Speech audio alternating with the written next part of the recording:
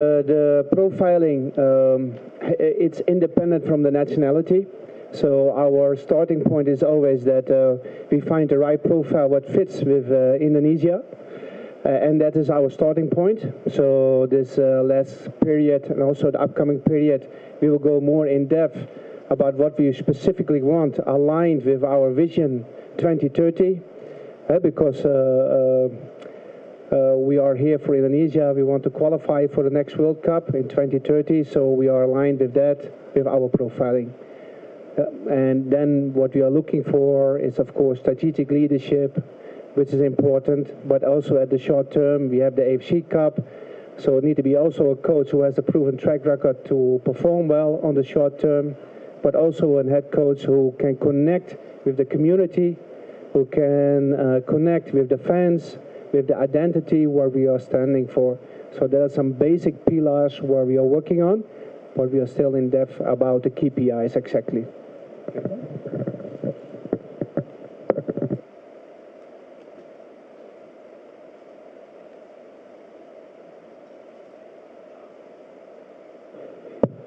Oh, hoax atau benar? Kan kalau hoax ditulis katanya Alex terminate. Ini ada Alexnya. So some of the news writing you being terminate. Nah itu kalau boleh gitu kita jaga gitu. Kasihan, maksudnya nggak ada orang ada di sini gitu. Jordi Cruyff still with us. Ya, makanya kita akan buka diskusi dengan Jordi Cruyff juga apa advisingnya. Om Simon masih di sini.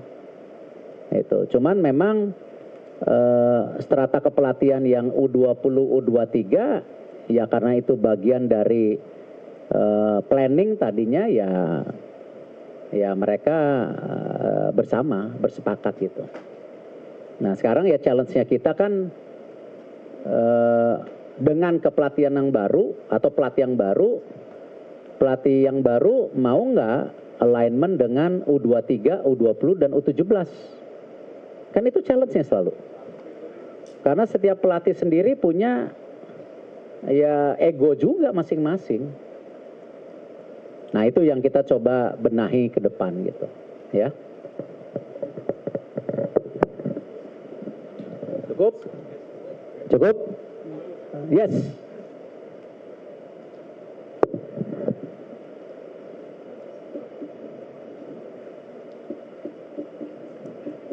Selamat siang Pak Erik, saya Firzi dari Kompas.com. Pak Erik dan mungkin juga untuk Alexander ya. Kita ini direction teknisnya timnas itu ke arah mana ya Pak? Karena di era pelatih sebelumnya kita main 3 back defense counter, habis itu kita mencoba mengubah permainan dari 4-2-3-1 lebih agresif.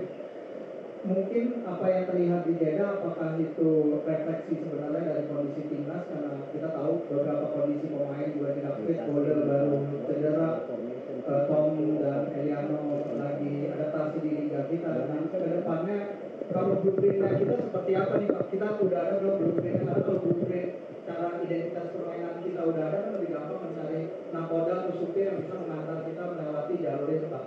Sekian ya Pak. Okay. About tactical details, that has to be aligned, of course, with the head coach itself on detailed level. Most important for us is that we find the right profile aligned with our vision, aligned with our identity, what we are standing for, and the connection points. So a couple of things is like, for example, the connection with the Indonesian identity itself, the fan base. You know, we would like to see passion, we like to see character, we like to see intensity. That are a couple of indicators what we'd like to see back also, but at the same time, formations is secondary. Most important is to recognize the qualities of the players, get the maximum outside the quality of the players, recognize where are the development areas and where is our benchmark setting. That is for us the most important, plus some principles what is quite common and universally.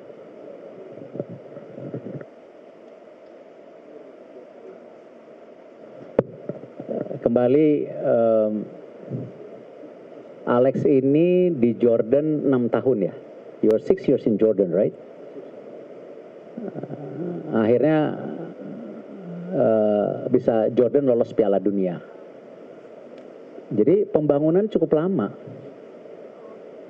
Kita baru punya technical director yang benar-benar ya profesional aja baru Alex. Bahkan saya kasih power Alex di komite. Statuta kita pertama kali loh dibongkar bagaimana komite wasit ya benar-benar diisi orang profesional. Di mana komite teknik diisi oleh Alex, wasit oleh Ogawa. Nah, ini semua tadi yang sedang kita bangun blueprint yang kita waktu itu sepakat antara FIFA, pemerintah dan federasi. Nah, itu konteksnya ya kembali. Yes, kita punya target ya. Yes, pelatih dinilai berdasarkan performa. Tapi kan di belakang itu kita juga harus support yang siap. Pelatih mana yang bisa Indonesia misalnya di AFC 2027 kita targetin juara? Nggak mudah. Round 16 pun, nah dengan catatan kalau ya pemain pembinaan kita ya liga berhenti, kan liganya harus berhenti juga. Kan liga kan Januari ada di seluruh dunia liga main loh, nggak ada yang berhenti loh.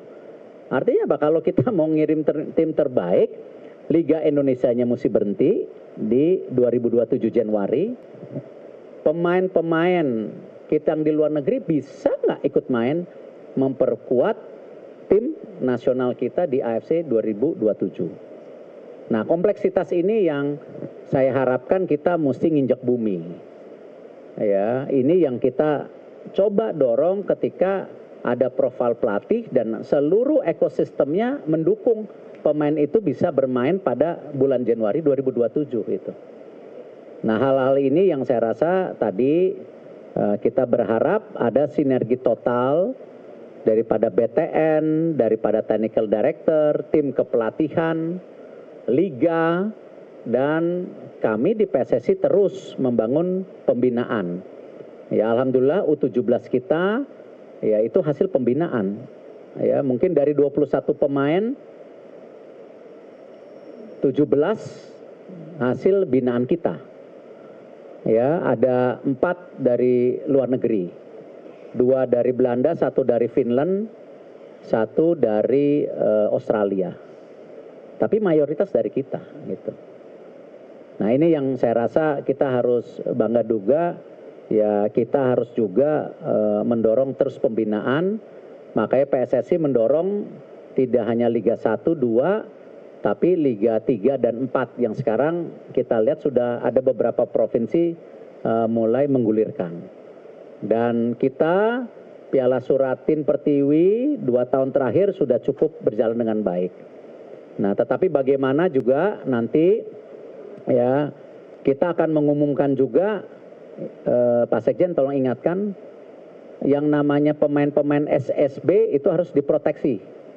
Jadi tidak bisa klub-klub main ambil-ambil aja akhirnya SSB-nya juga kehilangan banyak pemain muda yang akhirnya tidak ada insentif buat SSB itu memberikan development kepada pemain-pemain yang sangat-sangat muda gitu.